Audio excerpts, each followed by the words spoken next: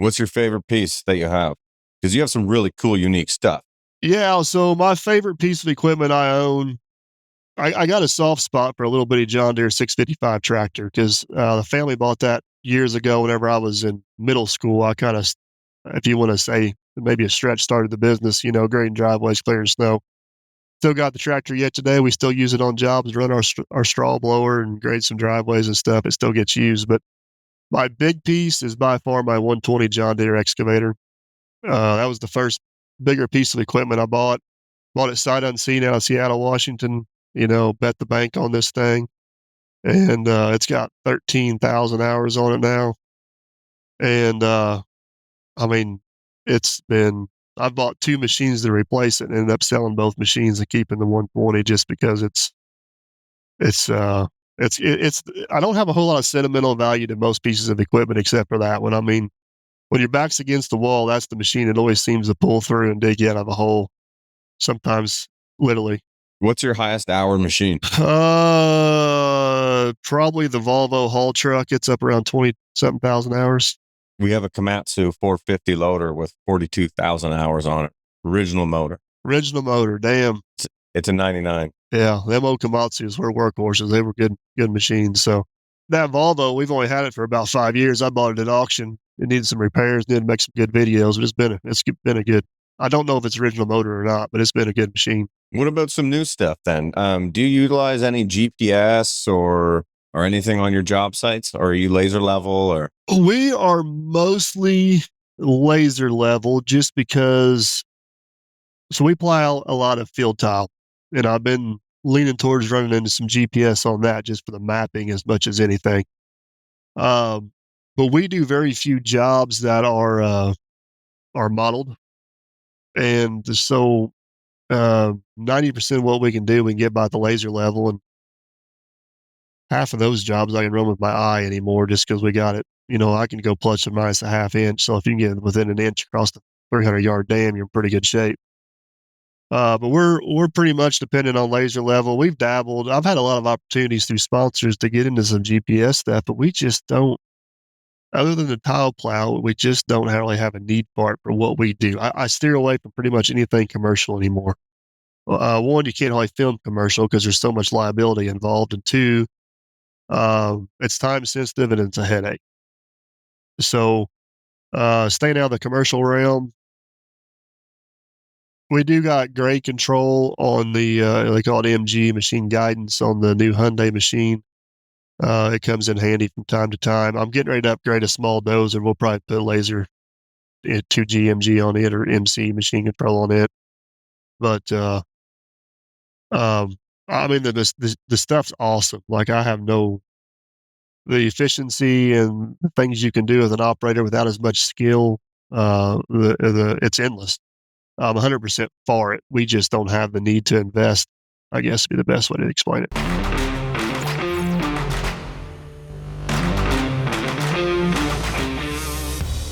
Welcome back, everybody, to the Con Expo Con Egg podcast. I am your host, Taylor White. Podcast is brought to you by our good friends over at Komatsu. We appreciate them. With me today, I have somebody who, I don't know, I should probably ask if he'd sign an autograph and send it over to me. Maybe come and move some dirt for me. Guy who's got his kind of hands in everything and a world traveler at that. I have Mike Simon, the founder of Dirt Perfect, with me here today. Mike, thanks for being on. No, man. Thanks for having me. It's a joy to be here. I appreciate it. I know we've been trying to line this up for a little bit, and I'm super pumped because I got to say, I've been watching you and I've known of you for a very, very long time. And I'm excited to talk about what you have going on. But I think for everybody at home, if you could kind of, I always ask people to give, let's say no one's ever heard of or seen you. What's your 60-second kind of like, hey, this is who I am and what I do? Yeah, so that's a great question. I'll try to condense it the best I can, but pretty much been in the construction industry my whole life, lifelong tradesman, and damn proud of it. I mean, there ain't nothing wrong with being a tradesman. There's nothing wrong with earning your money with your hands and getting dirty. Been in actual construction for a while. Always wanted to be in the excavating business. Kind of transitioned over in 2008, and been in the excavating business in some capacity since then. 2018, I shut down the actual construction business and focused solely on excavating, and had this harebrained idea to start YouTube, post all my mistakes on the internet for the world to comment about. And it's been a wild ride, man. It's been a wild ride. Sometimes you wake up, pinch yourself, and you're like, how in the heck did I get here? But here we are. Yeah, I love it. You're very humble with it. I mean, how many subscribers do you have right now on YouTube? Oh man, that is a great question. I used to keep track of those things like they were pennies in my pocket, and honestly, I don't. I don't keep. I'm 215 ish, if I had to guess, somewhere in that That's neighborhood. wild. That is wild. So, in 2018, you said that you got out of construction and focused more just on excavating. So when I say, well, we are work, construction company, but that's essentially what you do as well. So what do you mean that you got out of construction and just into excavating? So to back up a little bit, in 2008, I officially went out on my own, and that was when the housing market kind of crashed. Bad time to be in business. And I got into putting in foundations for a contractor, digging basements, job site for our home site preps.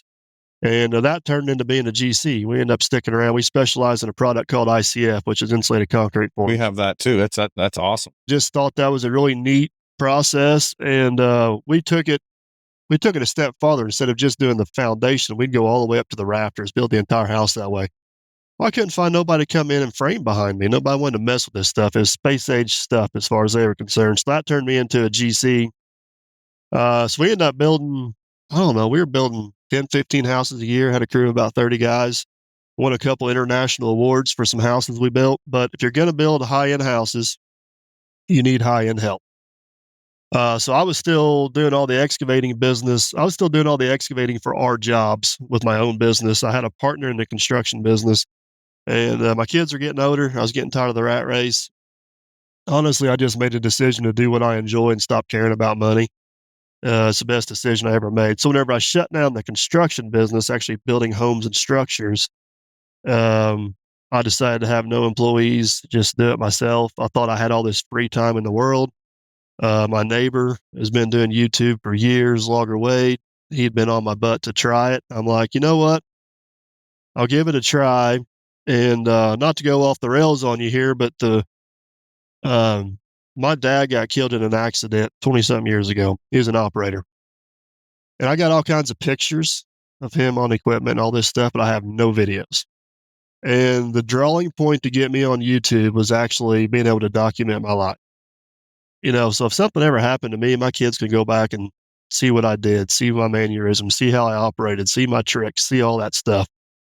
I never did it for the money. I never did it for fame. I never did it for any of that stuff. And I mean, I guess if I want to toot my own horn at one part of it is I thought we did some cool stuff. So it was nice to be able to share that. But yeah, I started down the YouTube route. I think we started about the same time, didn't we? Weren't you in that same neighborhood?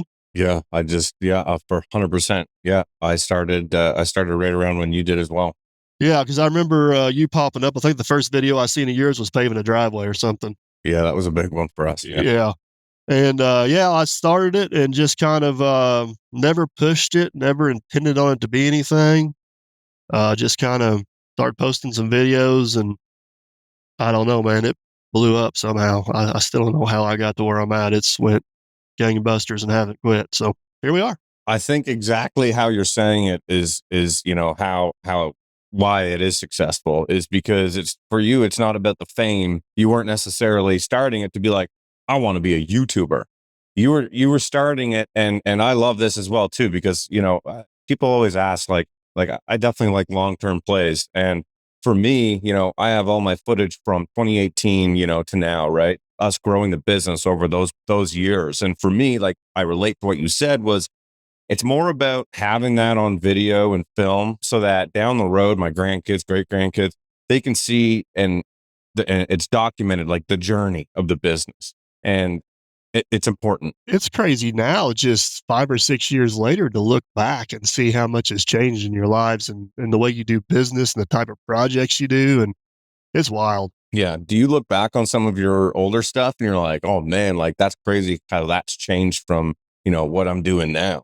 Yes, it's course, I look back on my older videos and I'm like, damn, I'm getting old, man. Got more gray hairs, maybe a few more pounds, but, Feel that a few more. but yeah, we are, I have pushed really hard.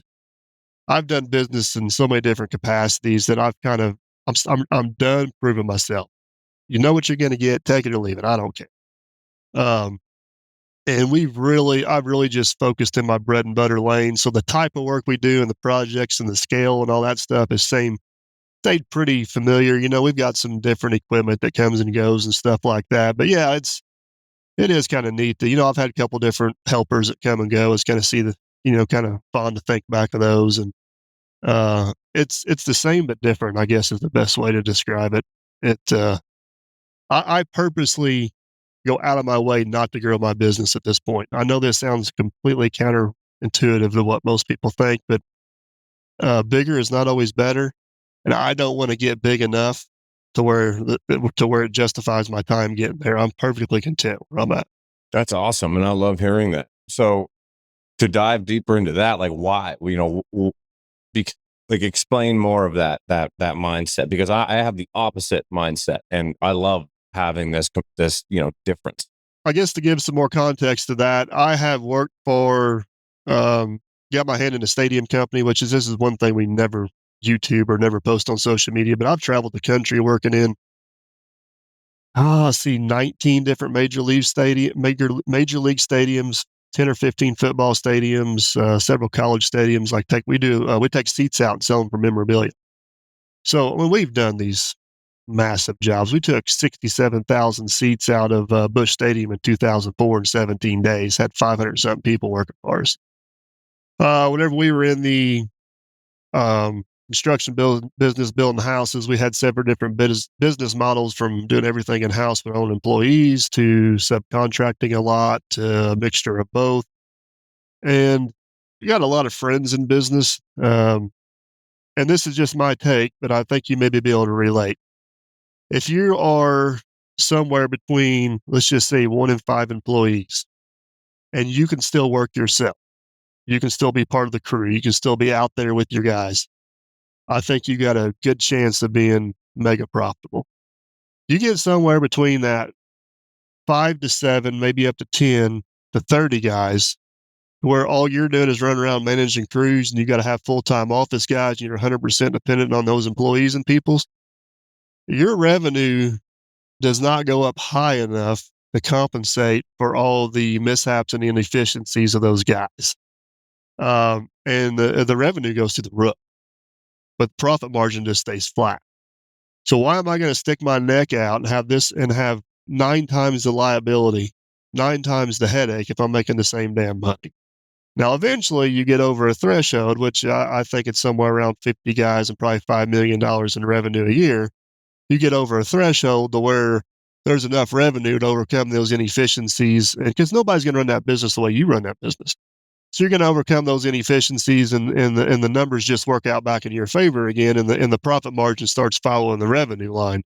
But there's a no man's land in there, and that no man's land is, to some, and it was to me, is like jumping the Grand Canyon. It seems impossible. Either you really got to just go in with both feet and invest up to your eyeballs and hope for the best, um, or walk into a second or third generation company, um, or there's always exceptions to the rules, I guess. But I found out that I am much happier in life to back it up to where the revenue and the profit margin split is the percentage I want.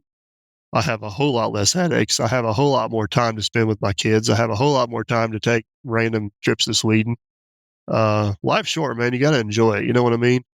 Very passionate about what I do, but at some point, if you make $1 million a year, if you make 1.5 a year, that $500,000 really ain't the difference maker whether you're happy or not. I love everything you're saying.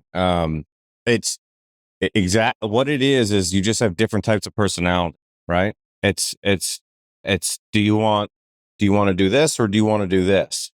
Do you want to grow and stay the same, and you know what money you can make and you're happy with that?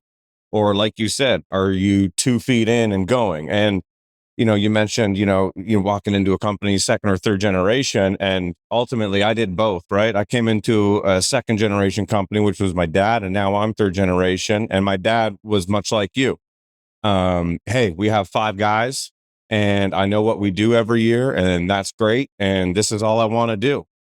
And, there's conversations. And for me, it was 2 feet in because I had this opportunity. The company, my mindset is growth. I love it. I love the stress. I love the headaches. I love it. I feed off of it. I love chaos So let me ask you this. Do you enjoy spending more time in the office or on the job? on the job, On the on, job. on the job.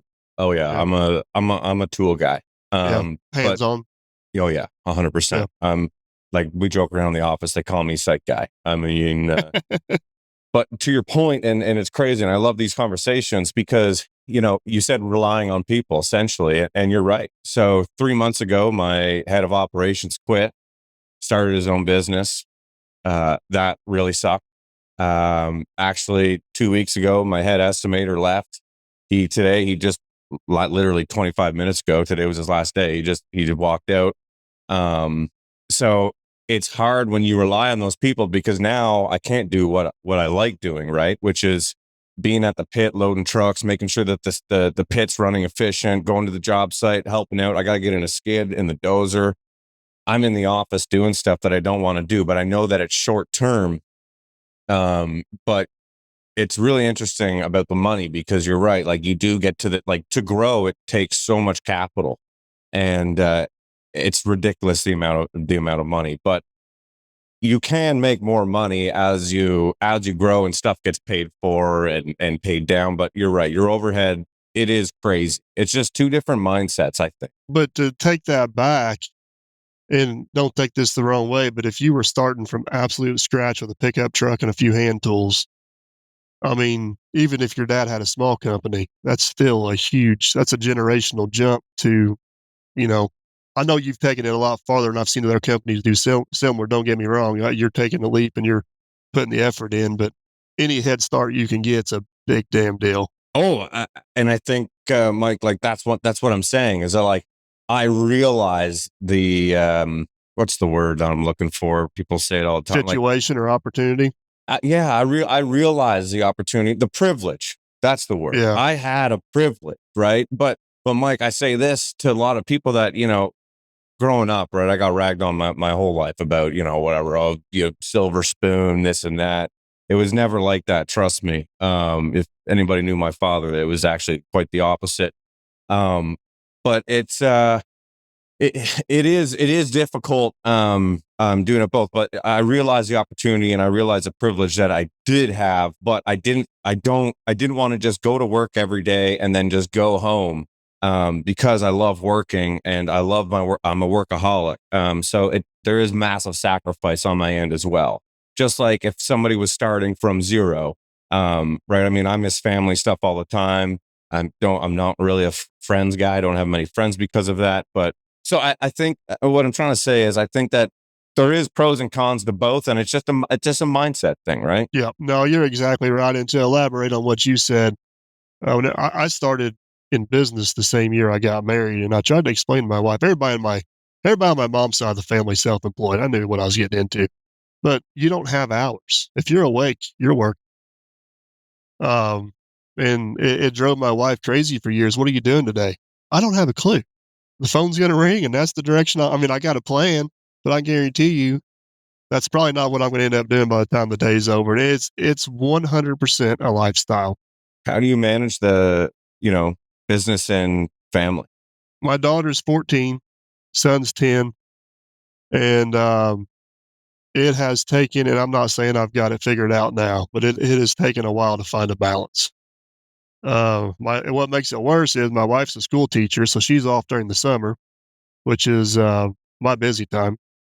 I'm slower in the winter, which is her busy time. So we got a colliding of schedules there. But I've over the last couple of years, especially in 2018, my kids are getting involved in sports. I make a point to make most of the games, even if I got to stop work and do what I'm doing. We do a few family trips a year, and my shop, which is where I'm at now, is actually attached to my house, which is really nice because now if I'm working out here in the evenings, even if I'm mechanicing on a piece of equipment, the kids will come out and hang out with me. which, yeah, there is some cons to it, but that pro just trumps everything. So we live in a small, tight knit community, so that helps too. I'd say 90% of my work's within an hour here, so it's, travel time's not a huge issue. But and we can get into this later, but social media has actually freed up some of my time because I don't have to chase every job. I mean, I could if I want to, but I can say no to this, that, or the other, and chase the more profitable jobs, chase the ones that video well, chase the ones that I know will provide me opportunities to have more time with the family.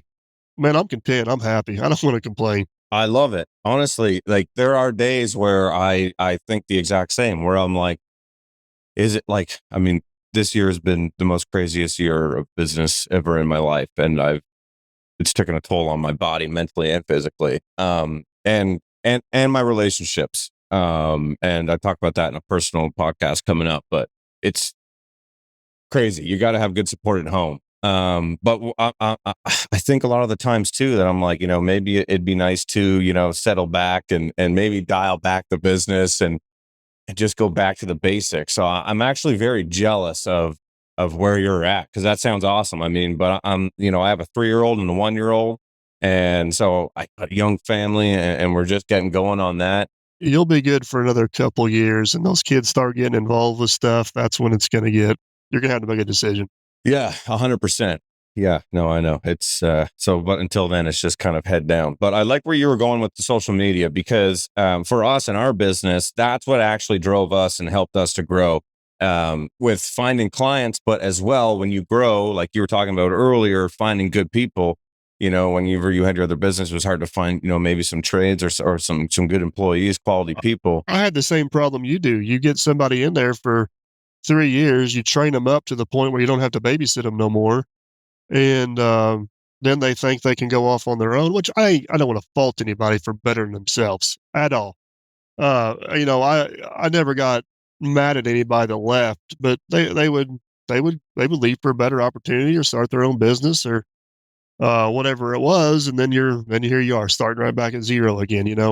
But after about, I don't know, 3 or 4 cycles of that, we tried different things to change the pattern, and we still had the same result. So the next option was to eliminate that from the situation, and don't get me wrong, I still depend on I got 2 employees, one's in the office and one helps me on the jobs.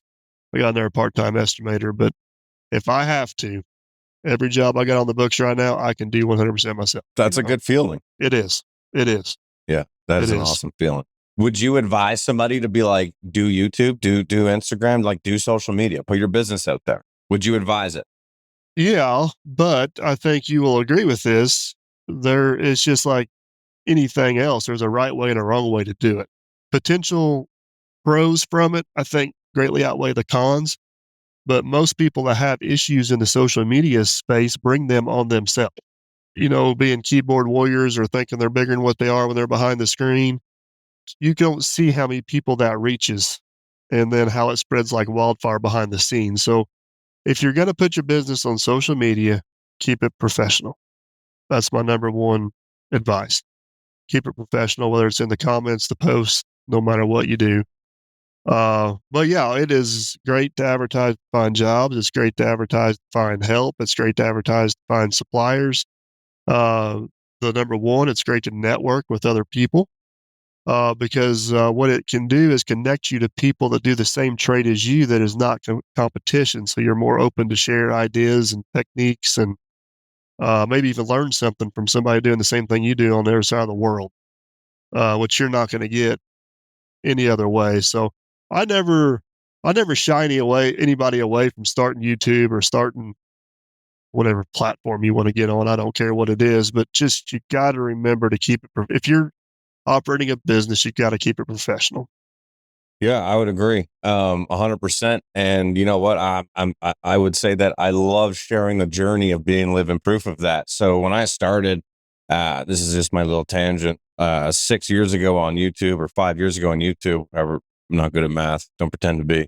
Um, you That know, makes 2 of us. Yeah, it's just crazy how the evolution of what I would have put on there versus what I put on now, and just in the past year, how that has changed significantly. Now that I have kids, and if they're watching the videos, it's crazy because before, like now, we actually bleep out our swear words, which a lot of people listening now, I mean, on might, if they haven't seen it in a bit, they might think that that's crazy, but we never used to do that. It used to be f, all these swears, because I mean that's authentic to who I am, but doesn't represent the company very well. And my YouTube channel's Ken White Construction. It's not Taylor White. Well, yeah, That's yeah. the fine line you have to ride. And I'm glad that I was living proof of learning of that. But I totally agree with you on that, is keep it professional. Remember that your YouTube channel, if it's about your business, it's your business and your reputation. It's not you personally. Right. That's a, Absolutely. that's a key factor on that. Would you tell people to like start YouTube or Instagram? Cause like, what one? Or what TikTok? YouTube's where my biggest platform is. I think Facebook's second. I'm around 150,000 on Facebook. I think that depends on your personality and what business you're in.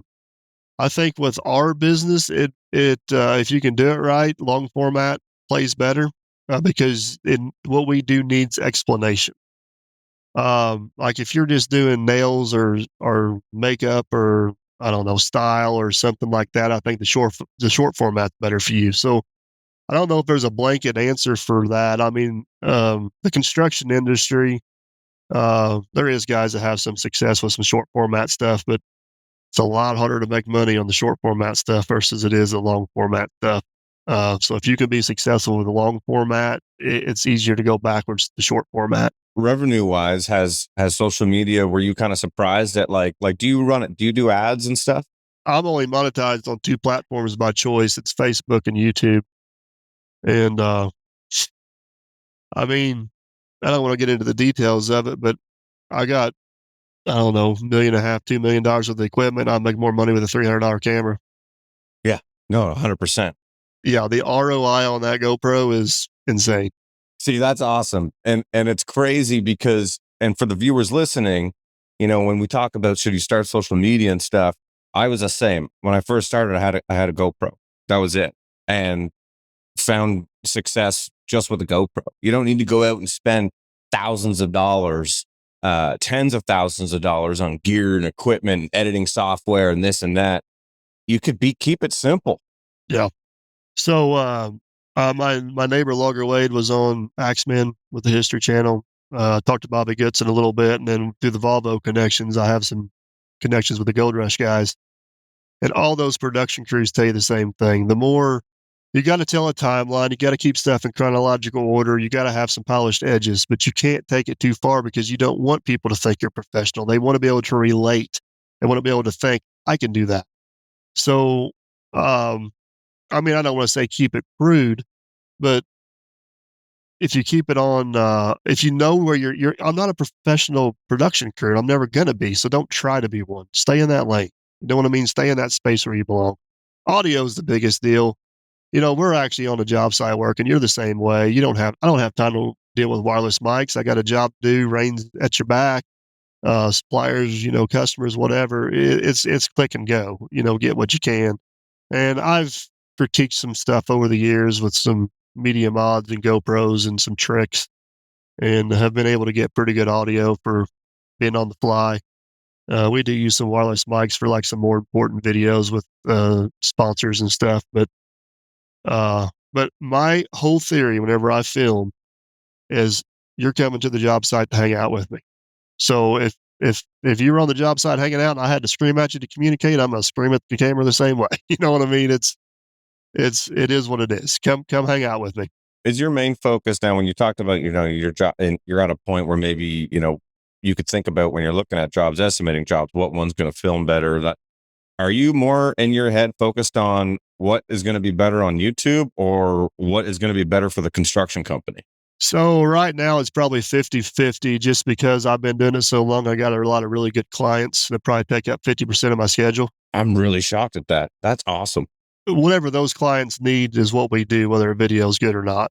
Um, the other 50% of the time, um, it's a combination of both. What's the profit margin and how does it film? And where do they, like we used to do a bunch of septics. I don't hardly do any septics anymore. They suck at filming, they suck to install.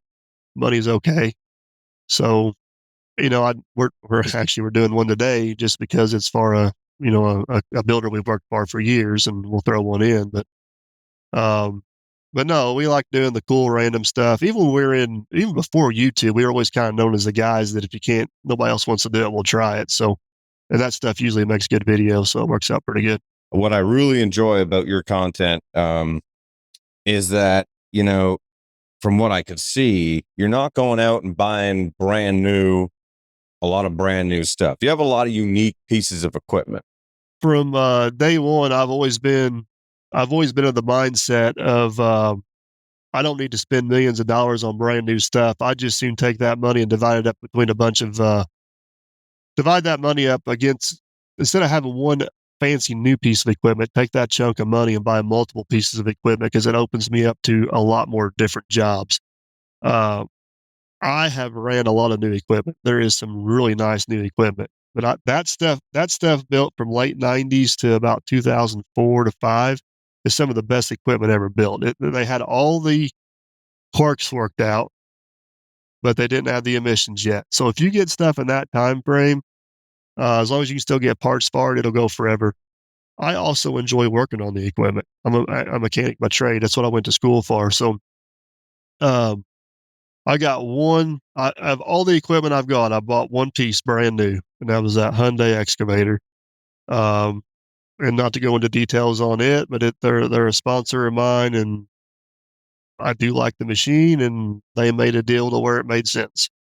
Um, you cannot pay me to say words. That's not going to happen. I do have to like your machine. I do have to think it's a good piece of equipment. I'm not going to be bought. But I do like the machine, and they made an arrangement to where it made a permanent stay on the channel. But I think after that, the next closest thing I got would probably be that 850, and it's a 2010 model. And I'm perfectly content with my old stuff. I've never been the guy that's like new, shiny, flashy, look at me stuff. No, and I get that. And I think that's what honestly makes you so relatable and watchable online, because like I love watching it too, because I mean, we have new stuff as well, obviously, as older stuff, because the older stuff helps pay for the new stuff. But I love it. I think it's awesome. But you made a great point. You're a mechanic by trade. If you either have parts or payments, right? Because the older stuff breaks more, the newer stuff still breaks, but you'll have warranty or the service calls are free and they fix it and whatever. So you either have parts or payments. Now, what I like is that, like, this winter was slow. My payments didn't stop. But when you don't have payments, the part stops when it's slower. So you're not carrying a bunch of overhead. So that is key. And I think you need to highlight that older stuff's great, but you need to be able to work on it, or else you're going to be paying a mechanic and service calls. Yeah. So to give you a point, I'm not going to mention names here, but we had a demo piece of equipment from a manufacturer, had 110 hours on it or whatever. And we were trying to finish up his job. We had weather coming in. We were pushing hard, and blew a hydraulic hose way up in the belly pan. Nothing easy to get to. So call the company. They call 3 different dealers. Nobody can get there for 4 days. And so what do? I'm like, sorry, boys, job's got to get done. We go home and drag out the OD4 with 10,000 hours on it, and it is what it is. Job's got to get done. You know what I mean? Well, the next day it blew hydraulic hose. Hour and a half later, we're up and going. You know what I mean? Because I'm not relying on anybody else. Nobody can tell me I can or can't work on it. Nobody can tell me I'm voiding the warranty. Now that's a rare random scenario, but it's not a control thing, but it is a control thing, because I am never going to be a large enough customer to any dealer to where I'm priority. I'm not faulting them for that. I understand that. So I need to position myself in a way to where I can make myself the priority. And I enjoy working. I don't enjoy working on other people's stuff, but I truly enjoy working on my own stuff. That's kind of the way we operate. I mean, and I knock on wood, I'm going to jinx myself, but we don't have a lot of downtime. Don't say it. Don't say it. I know. We just don't have a lot of downtime. We really don't. Well, that's good. I mean, you probably are your biggest asset. Well, you definitely are your biggest asset. I am also putting the majority of the hours on the machines. Yeah. I'm not saying I'm So a better operator than they're anybody getting else, but greased and not yeah, but used. well, then I notice something. I can catch stuff where it's going bad just because I'm not in tune with the machines, where other guys that no fault to them, but they're not as familiar with them, so they don't know if that's normal or not. And the next thing you know, you got a major issue. But I mean, we have breakdowns. Don't get me wrong, but it's we do pretty good for as many as hours as we run. Yeah, no, it's interesting. I have a buddy of mine. He's in Indiana, and he big contractor. And he was always talking to me about parts overpayment, right? And he always used bought used, bought used, bought used. But because he's so large and because he has so many pieces of equipment that are older, he couldn't find good enough mechanics or enough mechanics to keep going. So he's kind of forced in the situation where he actually went out and bought two brand new excavators. And he's like, honestly, 2 years ago, I would have said that I would never do this. And here he is doing it. So it's different with the comparisons of size. Yes, no, and you bring up a great point. People ask me this all the time too. I have structured my business to my strengths. So however you structure your business needs to be structured to your strengths. So if you have no mechanical ability whatsoever or no interest in that whatsoever, then you don't need to structure your equipment fleet to have maintenance and issues. You know what I mean? So that's what works for us. That don't mean it's going to work for everybody, and that probably needs to be said out loud, I guess. What's your favorite piece that you have? Because you have some really cool, unique stuff. Yeah. So my favorite piece of equipment I own, I got a soft spot for a little bitty John Deere 655 tractor because the family bought that years ago. Whenever I was in middle school, I kind of, if you want to say maybe a stretch, started the business. Grading driveways, clearing snow. Still got the tractor yet today. We still use it on jobs, run our straw blower and grade some driveways and stuff. It still gets used, but my big piece is by far my 120 John Deere excavator. That was the first bigger piece of equipment I bought. Bought it sight unseen out of Seattle, Washington. Bet the bank on this thing, and it's got 13,000 hours on it now. And I mean, it's been. I've bought two machines to replace it, and ended up selling both machines and keeping the 120 just because it's uh it's. I don't have a whole lot of sentimental value to most pieces of equipment except for that one. I mean, when your back's against the wall, that's the machine that always seems to pull through and dig you out of a hole. Sometimes, literally. What's your highest hour machine? Probably the Volvo haul truck. It's up around 20 something thousand hours. We have a Komatsu 450 loader with 42,000 hours on it. Original motor. Original motor. Damn. It's a 99. Yeah, them old Komatsus were workhorses. They were good machines. So that Volvo, we've only had it for about 5 years. I bought it at auction. It needed some repairs. Needed to make some good videos. But it's been a good. I don't know if it's original motor or not, but it's been a good machine. What about some new stuff then? Do you utilize any GPS or anything on your job sites? Or are you laser level or? We are mostly laser level just because.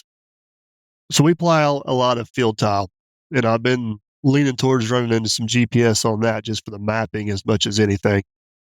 Um, but we do very few jobs that are modeled, and so 90% of what we can do, we can get by at the laser level, and half of those jobs I can run with my eye anymore just because we got it. I can go plus or minus a half inch. So if you can get within an inch across the 300-yard dam, you're in pretty good shape. But we're pretty much dependent on laser level. We've dabbled. I've had a lot of opportunities through sponsors to get into some GPS stuff, but we just don't. Other than the tile plow, we just don't really have a need for it for what we do. I steer away from pretty much anything commercial anymore. One, you can't really film commercial because there's so much liability involved, and two, it's time sensitive and it's a headache. So, staying out of the commercial realm, we do got great control on the they call it MG machine guidance on the new Hyundai machine. It comes in handy from time to time. I'm getting ready to upgrade a small dozer. We'll probably put laser 2G MG on it or MC machine control on it. But um, I mean the stuff's awesome. Like I have no the efficiency and the things you can do as an operator without as much skill. It's endless. I'm 100% for it. We just don't have the need to invest. I guess would be the best way to explain it. Well, especially when you're the one doing it, and if you're really good on the machine, then there's really no need for automation if you're hiring a. So, do you see automation as a concern, or is it an opportunity? You think for maybe people to get into the trade? Both. Um, I think on what I'm going to call controlled job sites, like a mining operation where you got set areas and you got set routes and maybe a big highway project or something. There's definitely opportunity for remote operating or autonomy or automation, however you want to say it.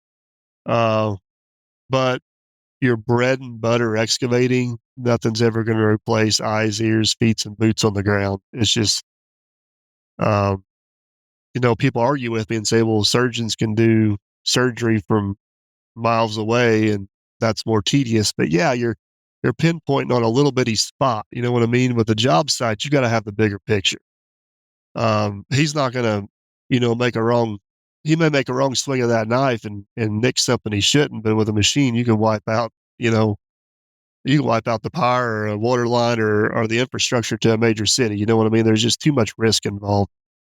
Um, there, so whatever the farming industry does with automation and autonomy, we're going to do 5 to 7 years later.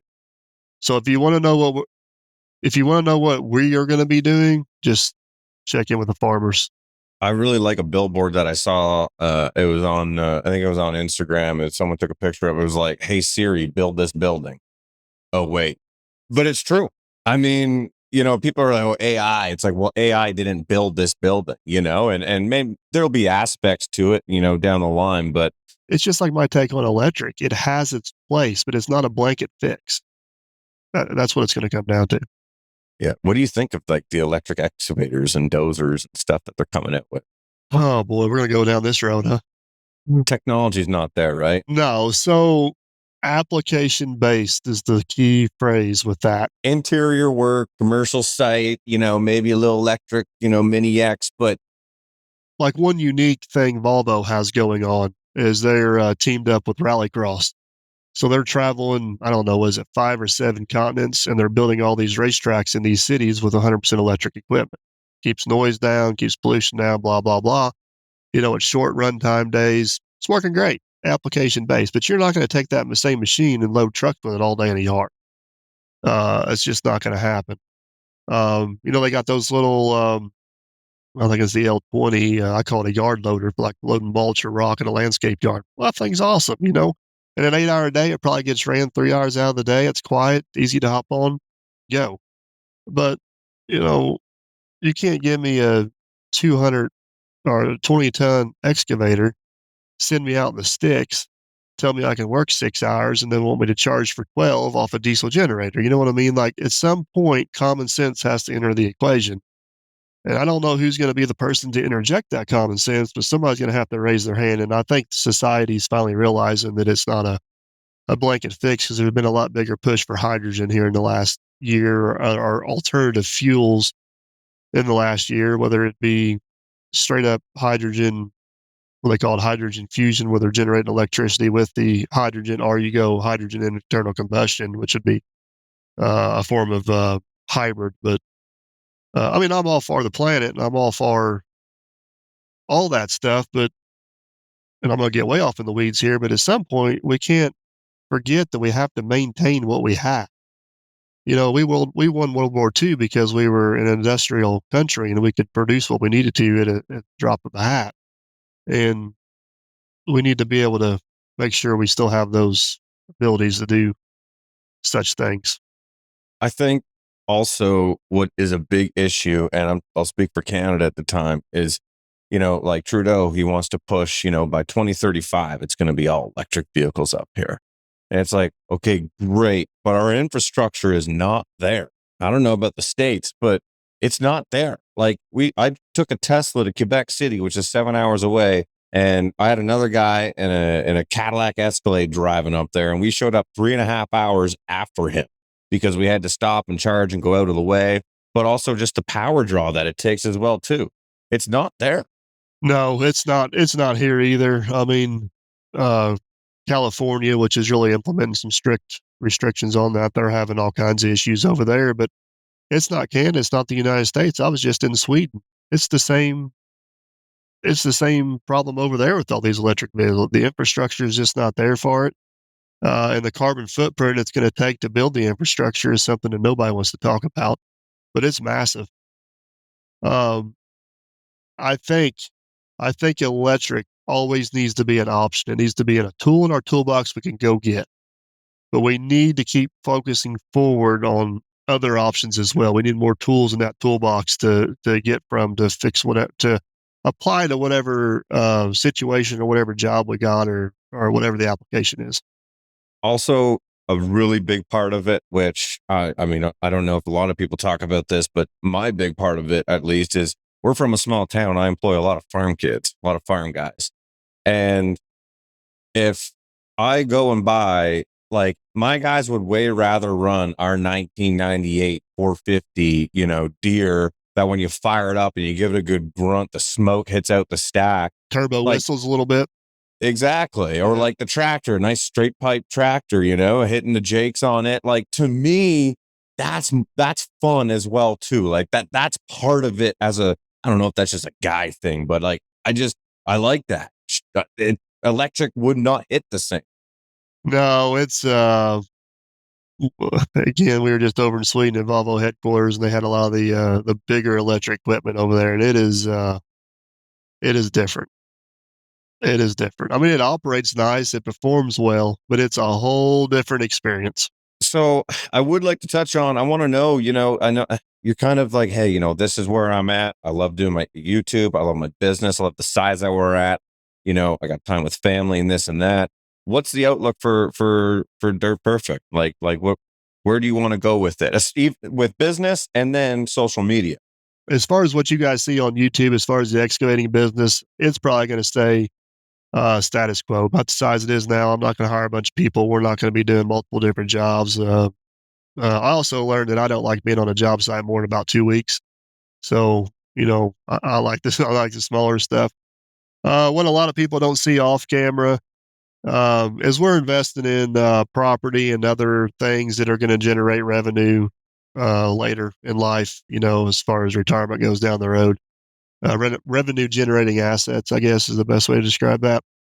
Um, as far as the channel goes, I am always trying to. I think one thing that makes our channel somewhat successful is the variety of content. Like you never know what the next video is going to be. We may be working on the river. We may be working in a shop. We may be digging a pond. We might be doing who knows what. Um, so the variety is going to stay there. 5-6 years down the road, I think it's going to transition a little bit of less job site videos and probably more of special projects in the shop and maybe some touring around, seeing some other cool stuff going on. But um, no, I mean, I don't have nothing major groundbreaking or any major changes coming up, but we always try to do a little something just to keep it fresh and uh, and keep it going. I'm to the point now with all my social media stuff, I can't handle it all myself. So I'm trying to convince my wife to kind of be my social media manager because my growth is really handicapped by my own time. And I don't trust just anybody to start winging stuff out there with my name attached to it. So I do like having multiple audiences on multiple different platforms because if you're 100% on YouTube, love Google to death. But if one day they wake up and say enough's enough and pull the plug, Well, it's like people with TikTok, right? Right now. yeah, They're banned. they're up in the air. So I do think it's important to you got to focus where your bread and butter's at. For me, that's YouTube, but that don't keep me from working on audiences in different places just in case something would happen. But um, yeah, man, for the next 5 years, probably it's going to be chugging along, just kind of doing our thing. Kids start getting a little bit older. If they start showing interest in the business, that could take us one direction. Somebody shows up one day with a bunch of money and wants to buy it, that could take us in a different direction. Um, everything's everything's on the table to some extent. you know, Hell, I never thought I'd be here 5 years ago. So who the hell knows where we're going to be at 5 years? I love that. I genuinely love that. And I think that you're just such a cool, calm, collected, chill guy. And you're like, hey, this is who I am and this is what I'm doing. And this is what I'm going to put out there. And I really respect that. And I really respect you also. I know we've been lining this up for a while, but taking the time out today and dropping some knowledge on for us and chatting. No problem. Appreciate it. I apologize. I was getting to this. It's been a little bit of a. That's fine. Don't worry about it. There's stuff on my end too. It's all good. I'm honestly, I love it. I'm glad I got to actually chat with you.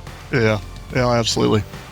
Awesome. All right. This podcast has been brought to you by our good friends over at Komatsu. Thank you, Mike, for coming on today. I appreciate it. Yeah, thanks for having me. It's been a lot of fun, man.